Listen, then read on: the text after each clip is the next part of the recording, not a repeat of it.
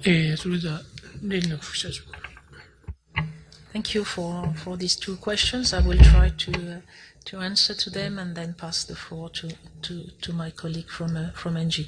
Of course, we integrated the lessons learned from the Fukushima accident as a nuclear operator engaged in international associations of nuclear operator, and mainly it has been shared with the Nuclear Safety Agency, which is of course, which we have a constant and permanent dialogue, and we integrated the lesson we learned from this accident in first of all, in the way we are operating our nuclear fleet. For example, of course, we raised and we increased the safety requirements in order to be able to tackle an earthquake and its consequences.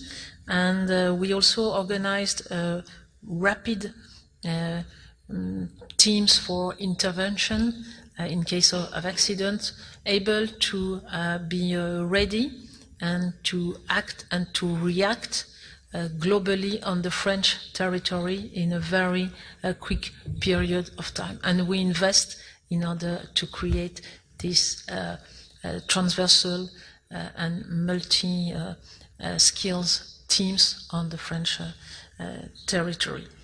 And we, of course, integrate the lessons in order to prepare the next phases of nuclear new build. Regarding I will not comment, of course, the French government policy, but I think that the continuity between the two governments periods is the ambition to fight against climate change and to respect the international commitments of France in that respect. The difference, it's the priority you can put to this first action, and that the objective to fight against climate change and also the will to reduce the nuclear share can be contradictory, and that should not lead to recarbonation of the energy sector and of the economy. So it's not a question of difference in objective, it's a question of rhythm and credibility and being practical. Regarding Germany, of course, you're right, they decided to exit nuclear, and it's a political decision, so I will not comment neither, but just to share with you, they are on the same level on CO2 emission now than they were 10 years ago. So what they did, they increased their renewables capacity by investing massively in renewables. But on the other hand, in order to grant the base load, they increased their coal generation and, even worse, their lignite generation, which is a bit polluting and not consistent with the choice made by NG, by EDF as well, to exit coal capacities in France, but also outside France. I will pass the floor to Didier. I will add nothing to lessons learned from Fukushima, because in Belgium we have done almost exactly the same as EDF has done in France.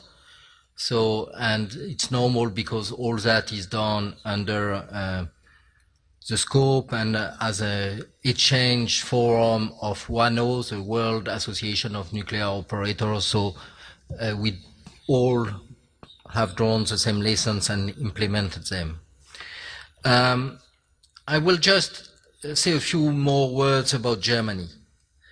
First, there is one thing for which we should be thankful to the Germans, that they have paid a huge price to develop the solar panels, so that now the world enjoys cheap solar panels due to the fact that the Germans have paid a huge price to establish this industry and create the market. And we should be thankful to them for that. As far as closing down nuclear and having their coal-fired power plants running full speed, it's just exactly the contrary of what we want to do. And we have to say that it's a major problem that we have in Europe, because clearly it's an illustration of what we should avoid. And it leads me to a third point, which I think is very important. Many people in the world say, because part of the energy transition will be electrification of many uses, like vehicles and so on. People say you should electrify first, and then it will be decarbonized. And we say, if you do it this way, you do it just the wrong way, and you will increase CO2 emission. You have to decarbonize first, and then electrify. And for us, it's a very important message, because a number of people, including some non-governmental organizations, who are truly believing in climate change and want to change something, do not realize that if you start by electrifying before decarbonizing, you are going the wrong way, and you are increasing the CO2 in the atmosphere. And that's exactly what Germany has done to a certain extent. ありがとうございました。それでは坂根委員お願いします。はい、お二人に質問をしたいんですが、今、船橋委員がドイツの話されて、お二人フランスなのに、私もドイツに非常に関心を持って恐縮なんですが、フランスはある意味エネルギーミックスと CO2 でもう別格の存在ですから、とても日本がベンチマーキングする国にならなくて、私は個人的にですね、同じ島国のイギリス、英国と産業構造が似ているドイツを注意深く私は見てます。で、まず最初は簡単な質問を EDF の資料の中で、この3ページにですね、総発電量、フランスの総発電量547テラワット、547兆ワット、で、5ページにその中で輸出が39テラワットと出てて、輸出が7% なのかと。私はもっと多いと思ってましたから、まず一つはこの 7% に間違いないのかということと、それの輸出先はドイツが多いんだと思うんですが、もし分かりましたら、それをお教えいただきたい。それからこの二つ目が一番の本論なんですが、ドイツの2050年の目標っていうか、データをいろいろ調べてみました。そうすると彼らは2050年に再エネを今の 26% から 85% に上げる。原子力は15をゼロにする。と言ってます。で、今の26の中で風力は9なんですが、これを2050年には45まで、要するに全体の 45% は風力だと言ってます。で、バイオマスが 10%、合わせて、バイオマスと風力合わせて、55なんですが、実はその後何を期待しているかというと、太陽光で約 10%、それから再エネを隣の国から輸入するの部分で 10% と書いてあります。で、隣の国ですから、おそらくフランスやチェコが対象なんでしょうけど、このフランスから再エネと言ってますけど、これ原発の電気が多くなるんじゃないかなと私は勝手に推察してるんですが、太陽光の方もですね、実はよく読むと北アフリカに集光型、光を集めるタイプの太陽熱利用ですね。英語ではコンセントレーティッドソーラーと書いてありました。塩を溶融して、その塩に含んだ熱、溶融した熱を利用するというふうに書いてあります。そうするとですね、自国の外から再エネの輸入と太陽光で 20% 強、期待してるというふうになってまして、ドイツが、私ははっきり言ってドイツが原子力をやめて、それでも CO2 目標、2050年目標を達成できるなら、この日本も、なんとかその方策を探っていくべきなんですけど、ドイツがとても今のこの内容を見てると、達成できるように思いません。それで質問ですけど、まず、3ページと5ページでお聞きしました、輸出量が 7% っていうのは、間違いないかということと、やっぱり2050年でもしドイツにフランスから輸出するとしたら、原子力発電の電気になるのか、それからEU 全体あるいは世界中全体で再エネの比率が高まりますけども、必然的にバックアップ電源が必要になって、隣の国との輸出量の可能性がより高まるのか、あるいはデジタル化と蓄電技術が進歩すれば、そういう輸出入による調整は不要になりそうだと。だからできましたら、ドイツが言ってる北アフリカの就航型コンセントレーティッドソーラーというコンセプト、どんな所見をお持ちかお聞きしたいと思います。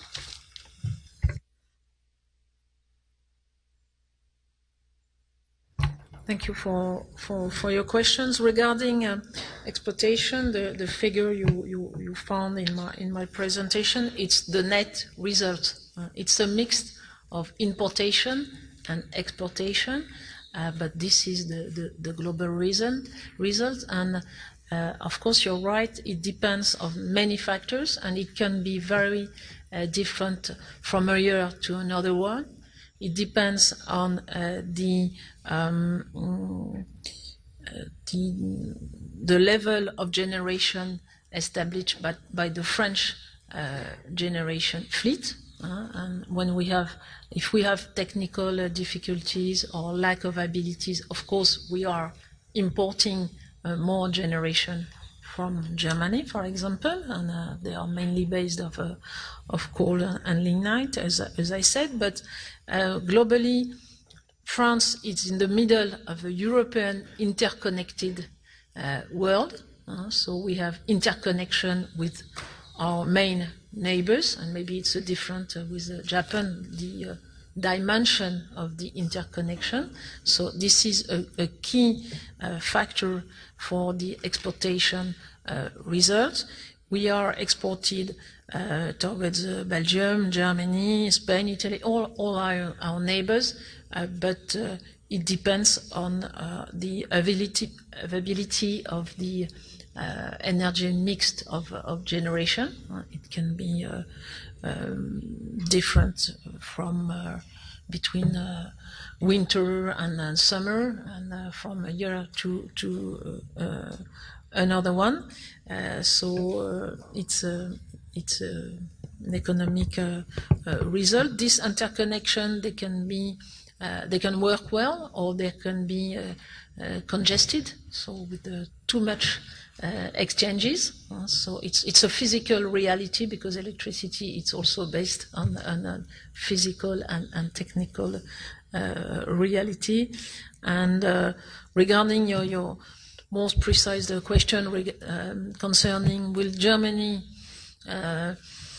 target its ambition, I think that the question should be asked to the German government or to German utilities, which encounter major change in the past years. So they as you know, they shared their activities between let's say the renewables and new businesses and the most baseload generation. So they change drastically their image, their figures, and their footprint on the international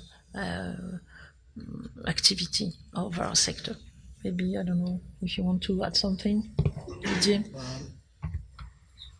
No, I think on Germany, apparently the policy of the new government or the new coalition is not very clear today, so it's difficult to say where they will be going. And you ask a question about should we see in the future more internal export and import in the EU of renewable energy? My feeling is yes, we will see more of that. Although here again policy could be a bit different. Just to mention one thing which is a significant difference. In France we want to promote biogas, but we don't want to dedicate land to culture just for energy purpose. We want to develop biogas from agricultural waste and from byproducts, and not have culture dedicated just to energy production, where in Germany they accept to have cultures dedicated to production of biogas. And that may be a great difference which will make the fact that at some point of time we may be reluctant to import biogas from Germany, for instance. As far as your question on concentrated solar power is concerned, we think that concentrated solar power is a very good solution in some places where the peak demand is just in the evening, because then you heat your salt or whatever fluid you want to use during the day and you can produce during the evening. We also think that it's a very good solution where you have an industry which needs the heat. But today we have not seen the decrease of cost in concentrated solar power that we have seen in photovoltaic, and therefore the economic equation is a bit difficult. For concentrated solar, you need also some geographical criteria. You need space, and you need to have the sun heating just like that in your panel. So it's mainly for, let's say, Saudi Arabia, Abu Dhabi, Morocco. So it's not for everywhere in the world. You have physical constraints once again. ありがとうございます。それでは中西委員お願いします。どうもいろいろなご説明ありがとうございました。で、ご説明の中で、EDF も NG も、トランスフォーメーションって言いますか、かなりそれを意識したビジネスオペレーションをやっておられると。で、その中で、そうなってくるとですね、電源に対する投資の他に、特にガイさんが言っておられたやつで、サービスとか、それから、やっぱりEDF でもコミュニティサービスみたいな、そういうところの投資、あるいはT&D の形も、グリッドの形も変わってくるってことに対する投資っていうのは、非常にマクロ感で電源やパワーソースに比べてどのくらいの比重を持っておられるんでしょうか。実は日本は結構この辺大きな課題だと私は思ってるもんですから、その辺の、マクロ感をお持ちであったら教えていただきたいというのは一つと、これは両者の方。それから、船橋さんの、ちょっと関係するんですけど、今、レギュレーションっていう、ニュークリアレギュレーションについて、どういう見方をされているのか、やっぱり福島後でかなり変わったとお考えなのか、最もこの時にちょうど、ジェネレーションが変わるリアクターに移ってきたので、これをどういうふうに、オペプレーターとして評価されてるから、特に EDF で、フラワービューは結構コストも膨らんだと聞いていますので、その辺の経営の視点からご覧になってどう見ておられるか、ということと、三つ目のご質問はですね、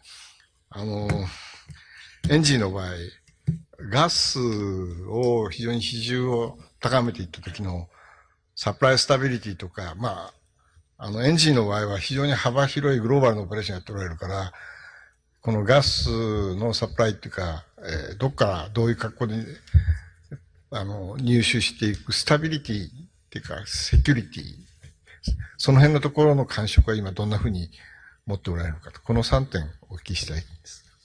よろしくお願いします。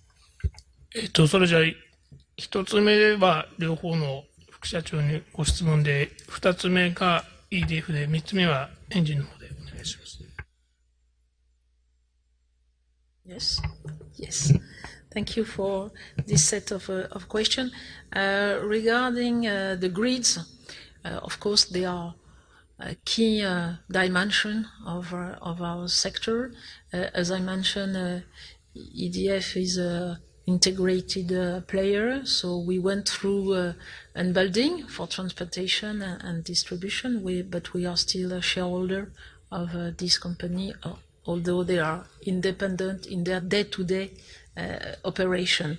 They are encountering also massive transformation, meaning that it's no more only a question of infrastructure and investing in infrastructure, but it's now also, in addition, a question on how they will be able to manage the full integration of renewables in the grid, both transportation and distribution.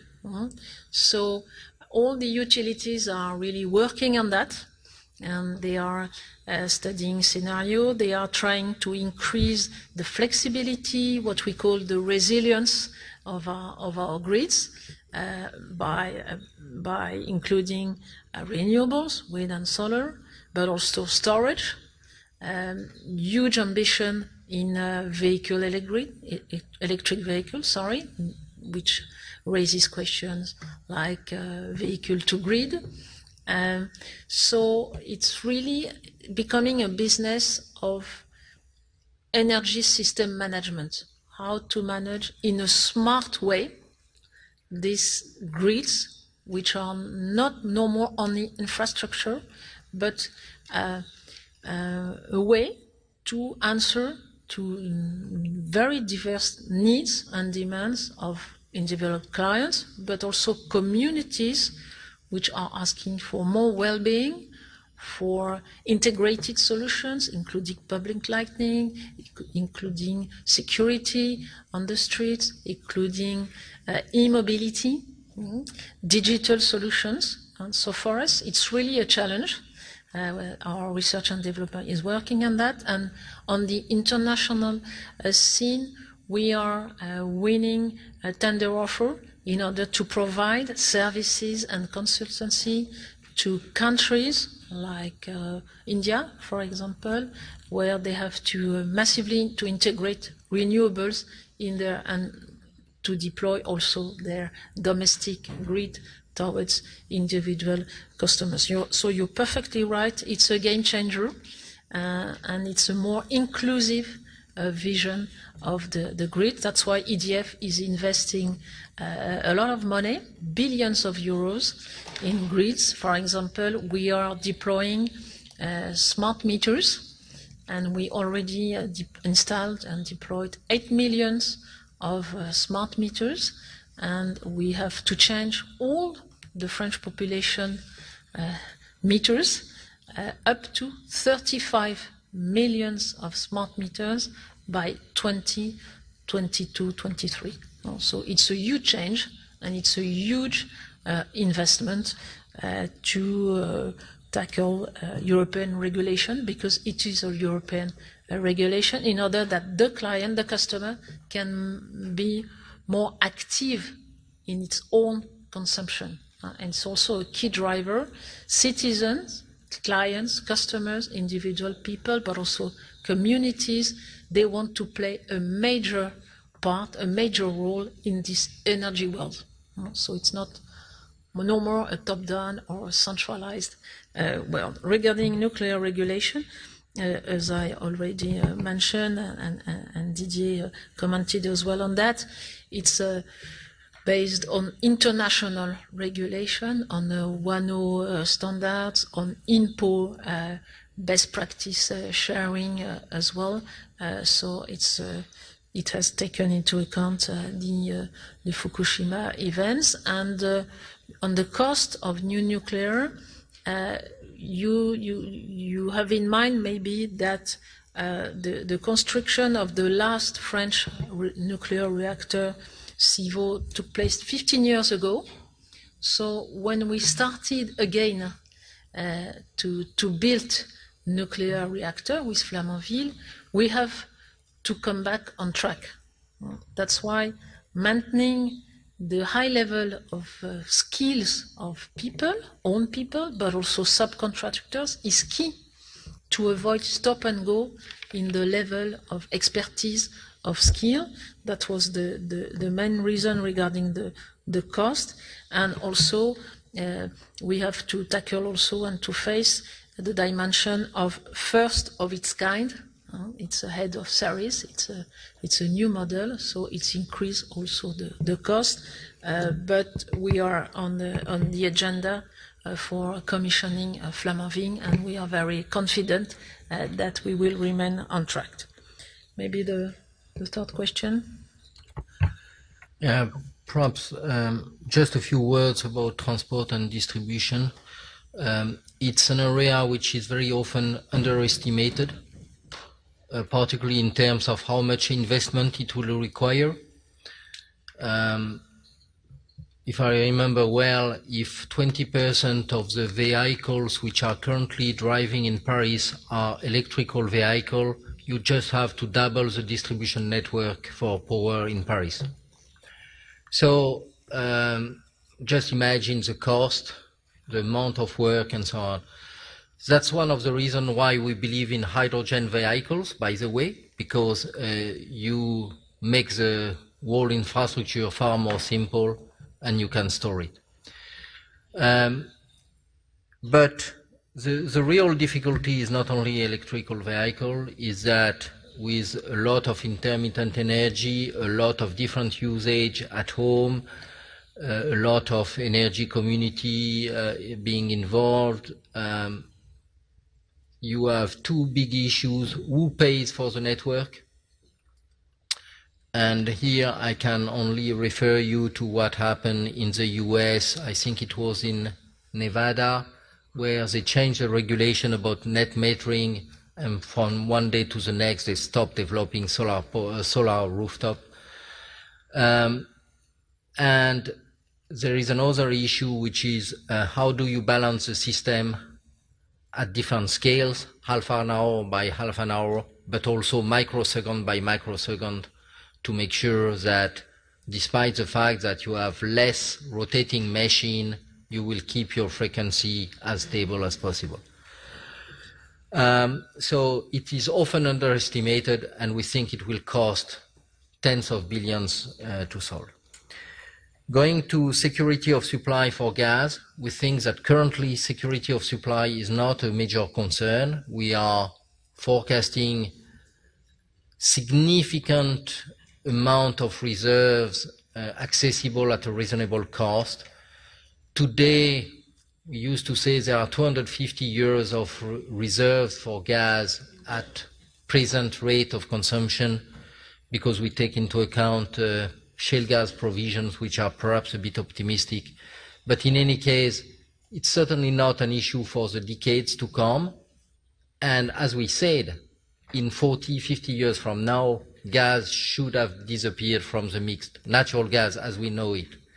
So I don't see security of supply as a major problem, particularly because gas discoveries in recent years have made the origin of gas more diverse than it has been in the past, like Mozambique, like new fields in Egypt, like Australia. So I'm not worried about gas supply security. ありがとうございます。今、世耕大臣が、国会を終えられて、到着しましたので、大臣から一言いただきます。経済産業大臣の世耕弘成でございます。本日はご多忙のところ、多数の委員の皆さんにお集まりをいただきました。本当にありがとうございました。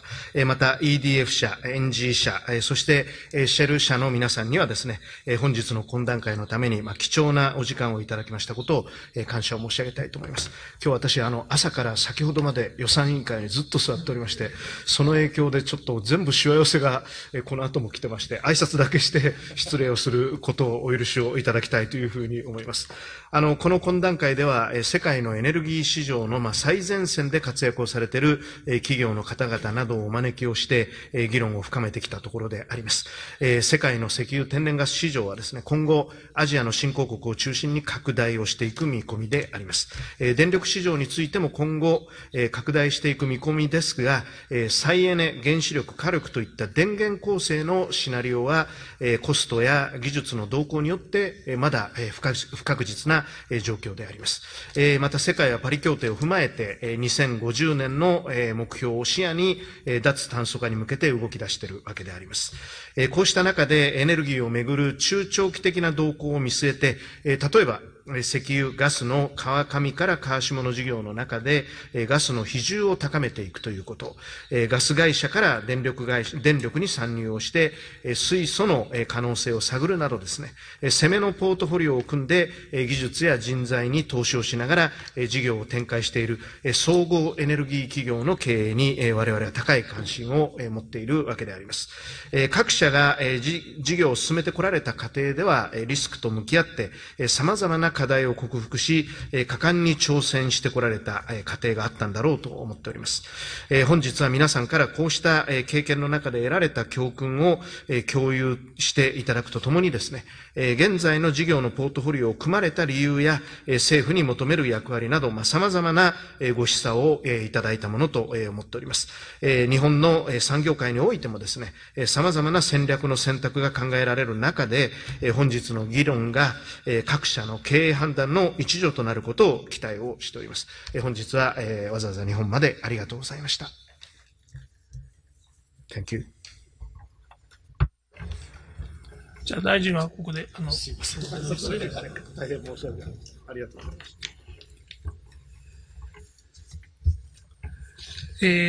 す。それでは質問を続けさせていただきます。山崎委員お願いします。はい。EDF のレニオさん、アンジーのオドーさん、それぞれに1点ずつ質問させてください。まず、レニオさんですけれども、原発と再エネの組み合わせ、そして集中型と分散型の組み合わせが大切だということを発表してくださいました。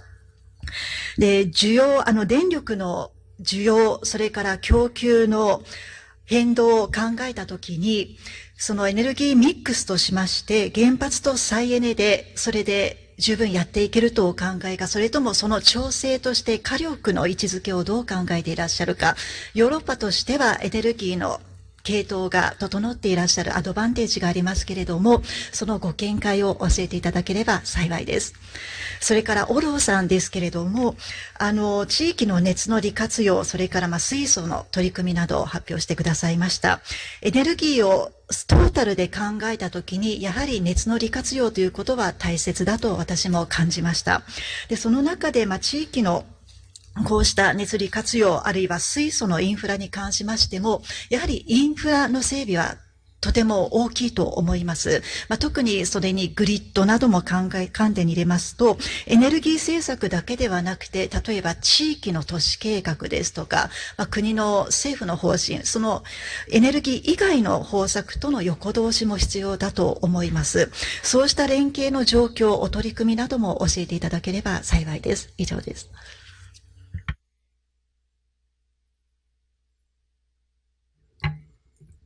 To understand very more precisely your question, it's about thermal capabilities? はい、そうです。エネルギーのenergy demand and the supply is changing due to the weather or various conditions. So what would you think the power plant of using gas or oil or to balancing all the demand and the supply? As it has been underlined, I mean, and other members of the committee underlined as well, the energy mix, the one energy mix, is very specific to a country. So if you have nuclear, you have base load, so you can counterbalance intermittency or renewable energy. And if you don't have, and there are many countries with no nuclear. We don't want to invest in nuclear. Of course, as Angie said, gas, a combination of gas and renewable could be a good solution to face these intermittency issues. Regarding France, as we said, we EDF Group said that we will shut down our coal plant by 2023, and that outside France we will no more invest in coal business, because, as I tried to explain, fighting the global warming is our key priority. So we need to be consistent. But of course, on the other hand, many countries, especially emerging countries, are counting on coal and have a large part of coal in their energy mix. And it could be also the case for very developed countries. So it's not so easy to move rapidly from a certain type of mix to another one. That's why having an energy programmation, an energy policy, some targets, and most of the country have targets for 2030 and then targets for 2050 is key, because then you give visibility to the players, and that's why we are also acting actively promoting a carbon floor price in order to have visibility on our future investments, because when you are a utility, you are a midterm, a long-term player.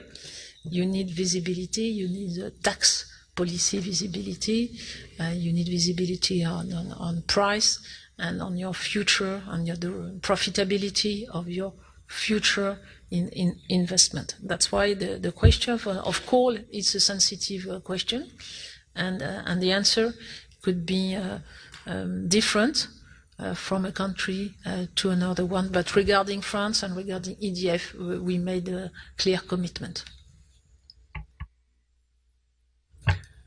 So thank you for your question regarding heat utilization and hydrogen. Let's start with heat utilization and more globally district heating and cooling. We strongly believe that it's not acceptable today that so much heat is wasted in the world, coming from industrial processes, coming from all sources of heat, that may be power plants, that may be other. We spent, in fact, money, water to cool it down where we could reuse it. And very often we are promoting systems where this wasted heat can be connected to a district cooling or heating system so that it can be used, and so that we increase the global efficiency of the system. And globally, even if you don't reuse waste heat, district heating and cooling is so much more efficient than individual heating and that individual air conditioning system, that we think it's a solution that should be promoted as part of the energy efficiency policy in all countries where you have large cities and when you need heating and cooling. Recently we developed a cooling system in Manila where it was existing buildings existing office building that we refurbished, and we created a central cooling station. And just by doing that, we decreased the energy consumption by 25% for 17 buildings. One of the main issues you have to develop that is that most of the cities does exist already. When you build a new one, it's relatively easy. You forecast for the network, you build it, that's fine. When it's an existing city, as you mentioned, it's a complicated issue because you have to coordinate very different policies. Housing policy, development policy, transport policy, whatever. But we at ENGIE have developed an expertise in making district heating and cooling networks in existing city. We have developed one in the center of Paris, where most of the buildings are coming from the 19th century. It's doable. It's not cheap, but it's doable, and it's highly energy efficient. So, and it brings a solution to the use of waste heat. It also brings a solution to manage the power peak loads, because you can store heated water or you can store chilled water. And for instance, in Malaysia, in Cyberjaya, where we operate the district cooling, we cool the water at night when the power is cheap. We store the chilled water at 7 degrees in big reservoir, and we use it during the day. It's very efficient, and it brings the cost of power down. So there is a lot to be done there. Hydrogen is a different issue, and as far as hydrogen infrastructure is concerned, I will separate two things. Hydrogen for mobility, you just need to build refueling station. It's not that complicated. Japan has a full plan to do that. At the start, it's a bit of a chicken and egg situation where people don't want to buy cars because there is no stations and so on. But as soon as there are enough stations, you can start developing it. And we think that we could do the same in Germany, in France, in many European countries.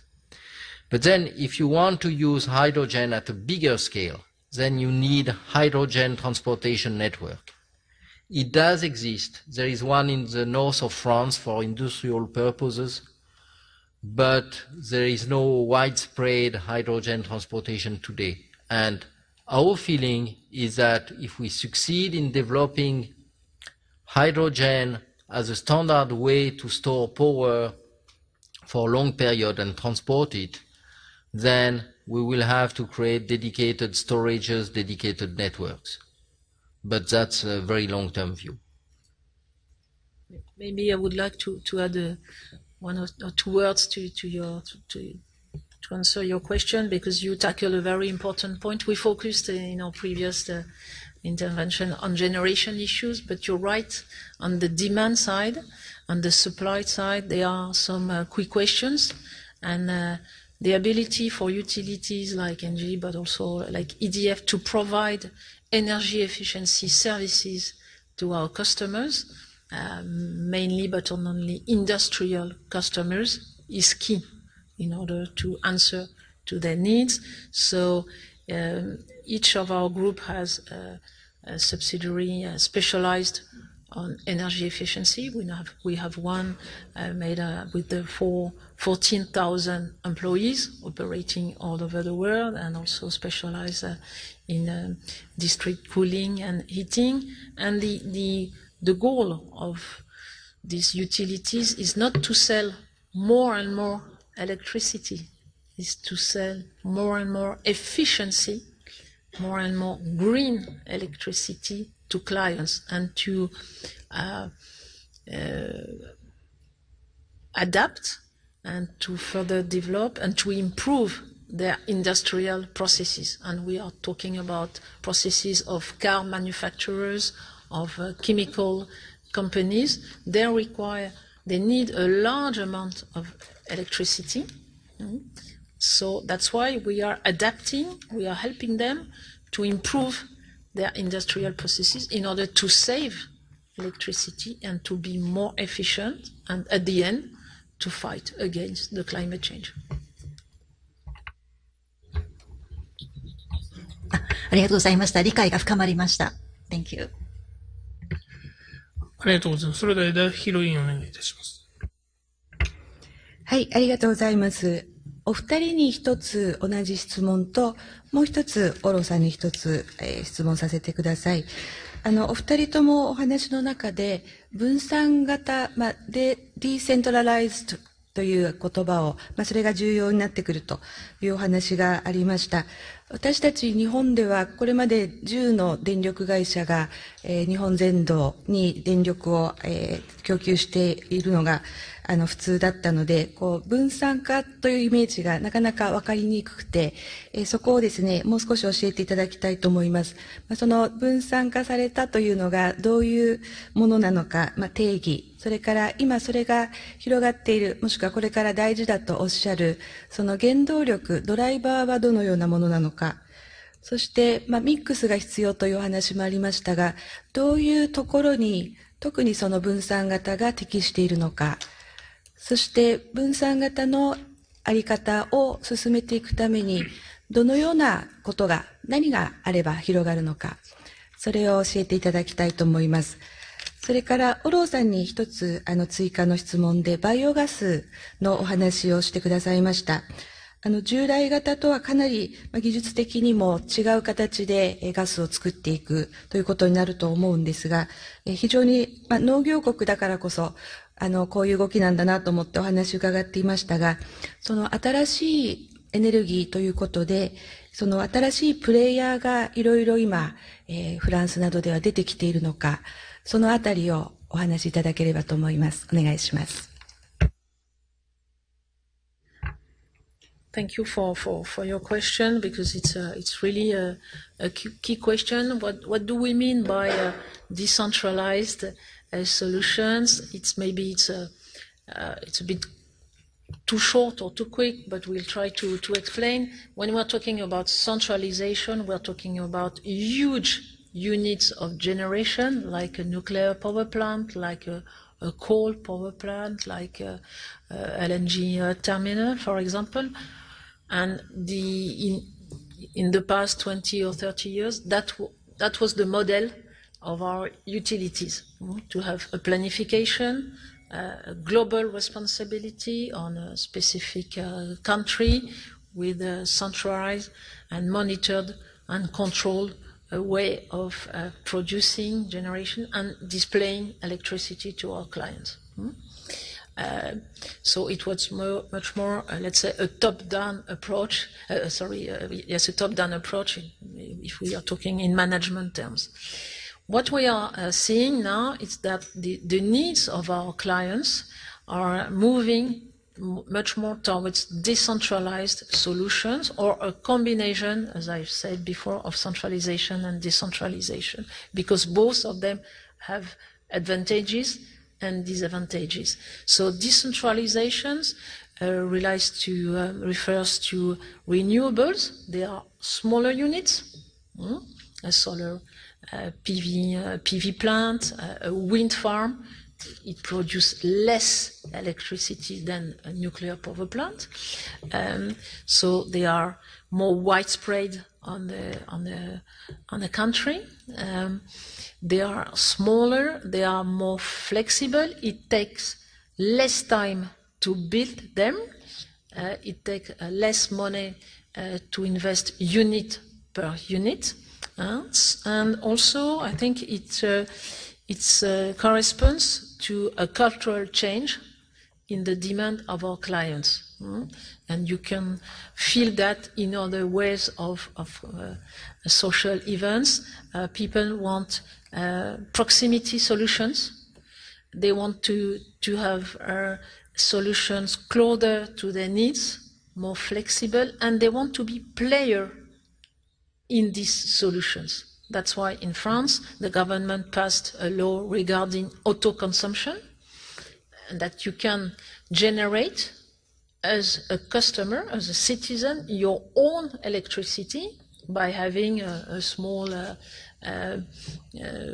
wind machine in your garden, by putting solar panel on your roof. And during many years, there have been subsidies for these types of generation. And as utilities, EDF was buying this electricity generate at higher prices, higher tariff, in order to encourage this way of generating electricity. Of course, we are not talking on the same range of solutions. We try to explain that we still need centralized and massive solutions, but the future, it's as they are experiencing, for example, in California. Let's say if we are projecting ourselves in 10 years, you will have a vehicle electric in your garage, solar panels on your roof, battery and storage in your garage, and you'll try to be in a way autonomous in your way of generating and consuming electricity. That is decentralization, and it appeals to digitalization as well, because you need platforms, you need data in order to be efficient in that way. But the great lessons is that it suppresses intermediary people or interfaces between the producer and the customer. So it's a huge change, and we are ready for that. Perhaps just to complete, decentralization is not something we are asking for. It's just a statement that our customers are acting in a decentralized way. And it applies to domestic customers, as Marianne mentioned. It applies to industrial customers. More and more industrial customers are coming to us and asking us to put a solar rooftop on the roof of their plant, and to provide them with a complete system to manage their load in order to help them reduce their consumption on one side, but also to help them to say to their customers that they are 100% green. So there is a demand, and because there is a demand, we as a company, we are trying to help them to do that. Now, second remark on decentralization. It will have a very different meaning in countries where a lot of people live in suburbs or in the countryside, where they have space, they can put solar on their rooftop and so on, and in cities, dense cities, because when I'm in Singapore, when I'm in Tokyo, when I'm in Shanghai, I look around me and I say, where could I put a solar panel? And there are not that many places where you can do that. So in these cases, decentralization will be mostly through using data-driven system to manage your load, reduce your peaks, so that you use power when it's cheap and you don't use it when it's expensive. It will be more demand-side management. In countries and places where people have more space, can put a small wind farm or something like that, it will be a completely different meaning. So decentralization will take very different forms in different countries. Then coming to biogas, several things. Yes, France is a big agricultural country and a big country with forests. So therefore biogas is important to us. But it's not only coming from agriculture. It can also come from agro-industry. When you have a milk industry doing cheese or doing yogurt or whatever, many of the byproducts could be used to produce methane. And third point I wanted to make, whatever the quantity is, it's important in terms of communication. Because even if you have only a few % of biogas in the natural gas network, it will increase your independence because it's produced locally and not imported. It will reduce, obviously, your balance of accounts with the external world. and it will improve the reputation of natural gas, because our customers will get accustomed to the idea that part of the natural gas they receive is biogas, renewable gas. And obviously it will decrease the CO2 content of the gas they use.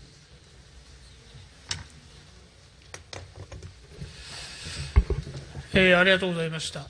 ちょうど時間が17時59分ということでございますけれども、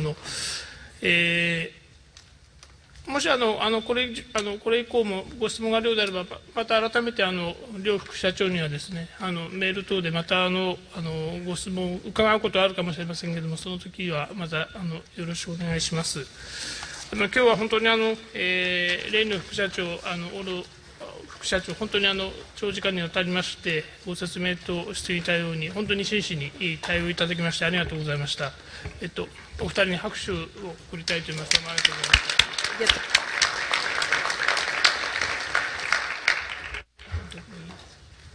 た。今日はありがとうございます。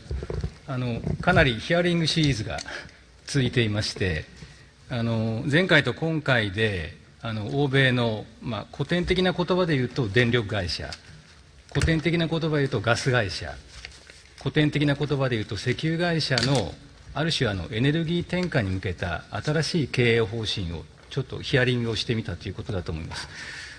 私の印象はおそらく日本の多くの方々が思い浮かべている電力会社の姿、ガス会社の姿、石油会社の姿とはかなり違った形で大胆なポートフォリオの転換をやると、しかもかなり規模が大きい、ちょっとかなり桁違いの開発投資をこうした企業群の方々が行っているというのは非常に印象的でした。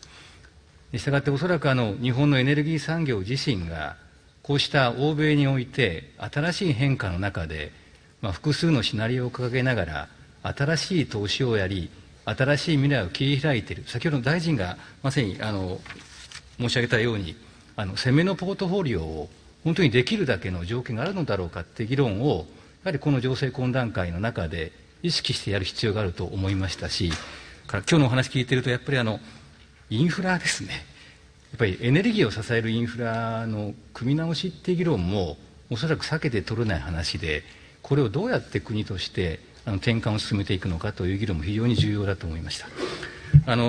次回はヒアリングシリーズということで、トヨタあるいは新しい原子力の開発、それからちょっと前回残念になっているけどドイツのご質問が非常に多い。でもドイツのプレイヤーの方が実はご欠席だったので、次回はちょっとご参加いただこうと思います。